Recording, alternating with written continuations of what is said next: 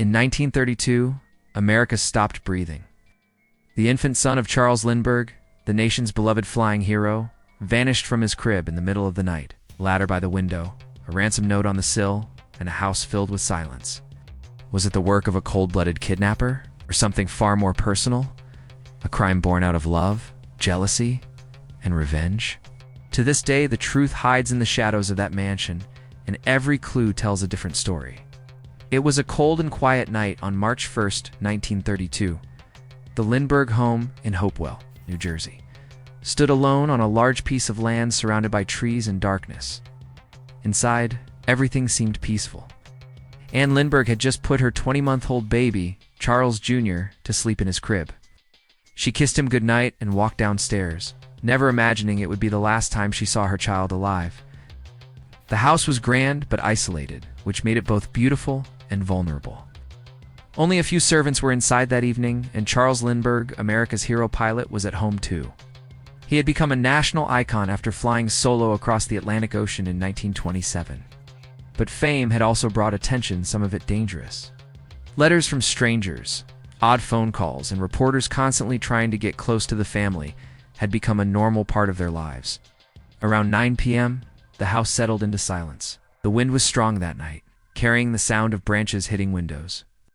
Then at around 10 p.m., the Lindbergh's nurse went upstairs to check on the baby. When she opened the door, the crib was empty. At first she thought maybe Charles or Anne had moved the baby to another room. When she searched the house and couldn't find him, panic began to spread. Charles Lindbergh rushed upstairs and found a note on the windowsill. It was handwritten, filled with spelling mistakes, and demanded $50,000 for the baby's safe return. Next to the window, there were muddy footprints and marks where a ladder had been placed. Outside, police found a broken wooden ladder lying in pieces on the ground. The night air was cold, and searchlights flashed across the property, but there was no sign of the child or the kidnapper. Within hours, the entire nation knew about the crime. Radios buzzed with breaking news, and newspapers rushed to print headlines about America's baby being stolen. People from all over the country wanted to help. The governor of New Jersey offered rewards, and police set up roadblocks and checkpoints. Hundreds of officers, volunteers, and even Boy Scouts searched the woods in nearby areas, but there were no clues beyond the ransom note and the broken ladder. Reporters camped outside the Lindbergh home. Crowds gathered, hoping for updates or a miracle. Many believed the kidnapper would soon return the child unharmed after getting the money. But as days passed, silence grew heavier. Letters started arriving, some claiming to be from the kidnappers, others from people just trying to take advantage of the tragedy. Charles Lindbergh himself joined the search, offering money and speaking directly to supposed kidnappers through coded newspaper ads. He was desperate, and the whole country could feel his pain. But deep down, there was a growing fear that this wasn't just a random crime. The plan had been too careful, too personal. Someone had studied the family's habits. Someone knew when the baby slept and when the parents were home. It was no longer just a kidnapping. It was a mystery that would haunt America forever. As the shock spread across the country, the investigation into the Lindbergh baby's disappearance grew into the largest manhunt America had ever seen. Police from every nearby county joined forces with federal agents, but in 1932, the FBI had little experience handling such cases. There were no security cameras, no DNA testing, and no modern technology to help. Everything depended on interviews, instincts, and the few physical clues left behind. The first and most important clue was the ransom note. Written in shaky handwriting with odd spelling errors, demanded $50,000 and warned the Lindberghs not to contact the police. The writer used strange symbols to circles with holes and red and blue marks, almost like a personal logo. Detectives believed this was done to prove authenticity in future letters. But who would know to do such a thing? That detail felt deliberate, even intelligent. Within days, more letters followed, all written in the same uneven handwriting, repeating the same symbols. The kidnapper seemed calm and confident. He claimed the baby was safe and promised to return him once the money was delivered. The letters were always careful, always instructive, and always cruelly calm. To handle the ransom exchange, the Lindberghs brought in Dr. John Condon, retired school principal from the Bronx. He offered to act as a go-between, hoping to save the baby. Condon placed ads in the newspaper using the code name Jafsy, asking the kidnappers to contact him directly. Surprisingly, they did. A man who called himself John began communicating with Condon by letter and phone. He demanded that the ransom be paid in gold certificates, a smart choice, since those bills would later be easily traceable. In one chilling meeting at a Bronx cemetery, Condon met John in person. The man stayed in the shadows, his voice cold and accented. He handed over more letters proving his connection to the kidnapping.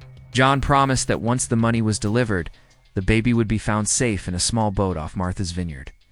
The ransom was paid, bundles of cash packed and delivered exactly as instructed. But the boat never appeared. Days turned into weeks.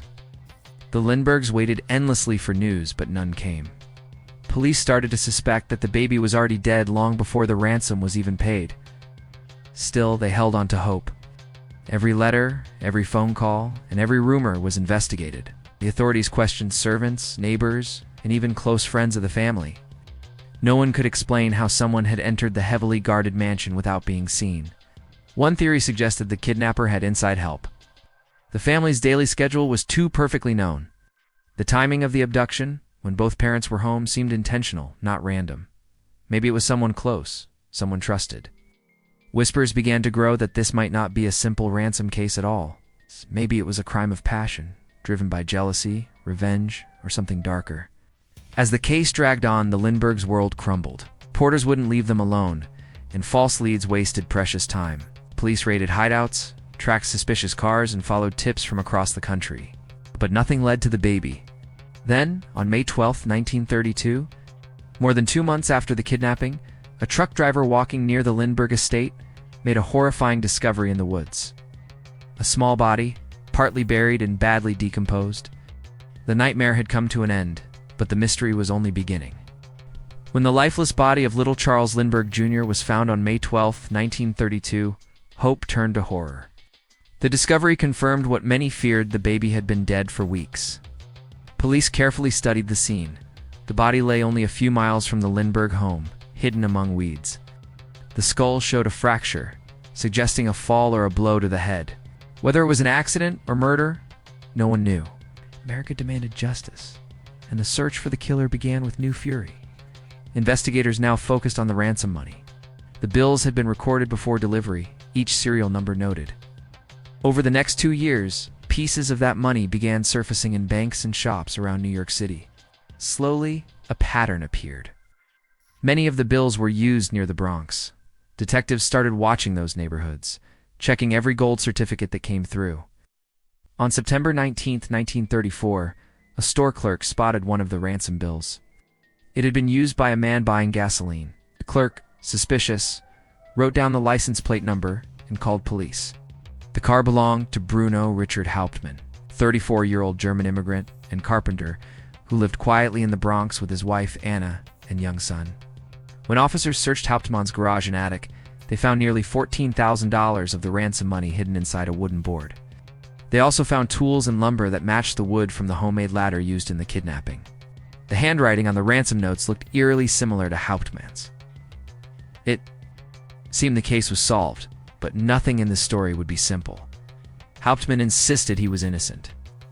He claimed a former business partner named Isidore Fish had left the money with him before dying. He had no idea it was ransom cash. His story sounded strange, but there was no proof it wasn't true. Still, the evidence looked damning. Money in his home, handwriting similarities, and a matching wood pattern.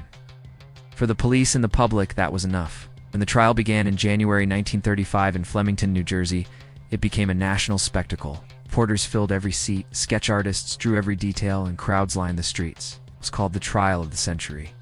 Charles Lindbergh himself testified, describing the night of the kidnapping and identifying Hauptmann's voice as similar to the one he heard during ransom dealings. But critics soon noticed problems. The prosecution's case leaned heavily on circumstantial evidence. The handwriting expert admitted the match was probable, not certain.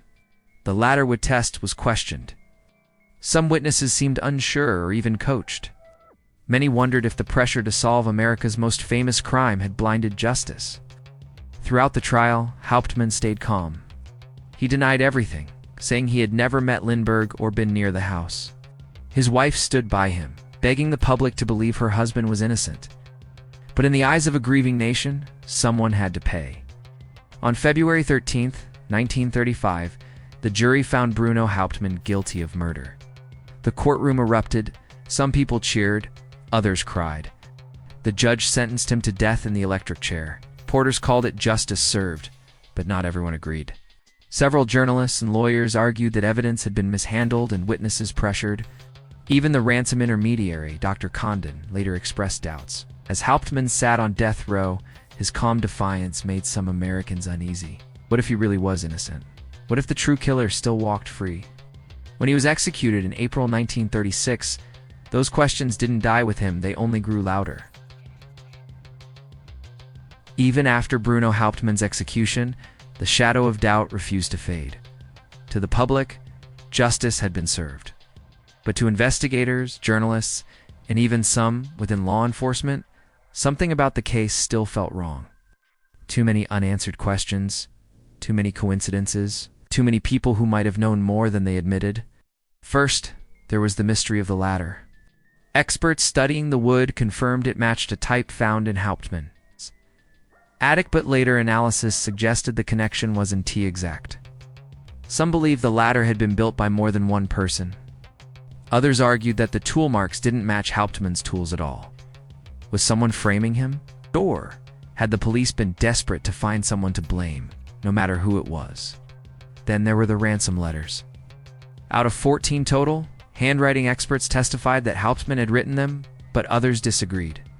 Several analysts said the letters appeared to have been written by different people. The misspellings seemed forced, as if someone was pretending to have poor English. Could it be that the ransom notes were crafted to throw off suspicion? Maybe by someone close to the Lindberghs who wanted the crime to look like the work of an outsider. Rumors began to swirl about the Lindbergh household itself.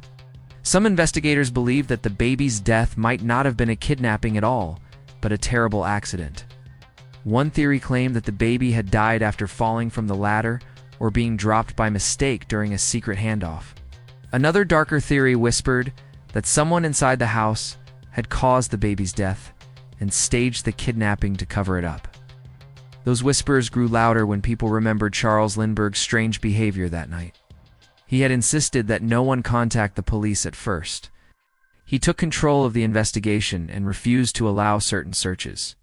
Was that the reaction of a protective father or of someone hiding something? Some biographers later revealed that Lindbergh had a strict and controlling personality, even performing cruel experiments on his own child to test his reactions. Could the tragedy have been born inside the home rather than from outside? Another chilling clue came years later when new evidence surfaced, suggesting an inside helper. Servants and workers had known the house's layout perfectly. They knew which windows were easy to open, which nights the baby went to bed early, and which rooms were often left unguarded. Police had interviewed them, but some were released quickly with little questioning. Why were they protected, or simply overlooked in the chaos? As more journalists dug deeper, the line between truth and rumor blurred. Books and documentaries accused police of planting evidence. Some claimed the ransom money was found in Hauptmann's attic after his arrest, not before. Others pointed to missing evidence, lost photographs, and inconsistent police reports. A few even suspected that higher powers, perhaps politicians or even the Lindberghs themselves, wanted the case closed fast to protect reputations. By the 1940s, the crime of the century had become a puzzle with missing pieces. Some believed Hauptmann had accomplices. Others said he was innocent entirely. And still, others thought the kidnapping had never happened the way it was told. Behind every theory was one haunting truth. The baby's death was not just a crime, it was a national wound. America had lost its hero's child, and maybe its trust in justice too. Was Bruno Hauptmann the monster everyone believed? Or was he just the final victim in a crime much larger than anyone dared to admit? Decades have passed since the tragic night when Charles Lindbergh Jr. vanished, yet the case continues to haunt the public imagination. Despite the execution of Bruno Hauptmann, questions remain unanswered. What really happened that night in the Lindberghs' home? Was this a crime for money? Or could it have been something far more personal? A crime driven by passion, jealousy, or even revenge? Looking back at the Lindberghs, we can see that the perfect public image they projected hid deeper complexities. Charles Lindbergh, the celebrated aviator and national hero, was not the warm, approachable man many imagined. He was known to be a perfectionist, even a control freak, who expected the same level of precision and discipline from those around him. Friends and family spoke of his emotional coldness, and it was easy to wonder if his harsh personality played a role in the events that unfolded. His desire for control to create the ideal life could have led to an act of desperate rage if something went wrong. Anne Lindbergh, his wife, was more emotionally open, but her life under the shadow of her famous husband was likely more difficult than the world knew. As the wife of a national icon, Anne lived with pressures and expectations few could understand. Some suggested that there were strains in their relationship, that Anne's devotion to Charles may have been tested by his overwhelming ambition and coldness. Could it be that someone close to the Lindberghs, out of jealousy or hurt, took matters into their own hands? Could it have been a moment of misguided love or misplaced loyalty? The tragedy also involved others who had intimate access to the Lindberghs. Some servants and workers knew the house's layout intimately, while others were close enough to the family to understand their habits and routines. In fact, a few workers had financial dealings after the crime that raised suspicions, but these leads were never fully explored. Was someone close to the Lindberghs involved? Or was Bruno Hauptmann, who seemed to know so much about the family, simply the one used to cover up a deeper, darker truth? Most importantly, the question remains, why the baby? If the kidnapping was motivated purely by money, why choose a child so vulnerable, so symbolic of the Lindberghs' family life? Some theorists suggest the act was born of emotion rather than greed, a crime of passion. The Lindbergh baby was not just an innocent child. He was a symbol of everything Charles Lindbergh had worked for: fame, success, legacy. The kidnapping and death could have been a calculated blow to the Lindberghs, an attack that went far beyond money. What if it wasn't about the ransom at all? What if someone enraged or consumed by jealousy targeted the child to hurt the Lindberghs emotionally?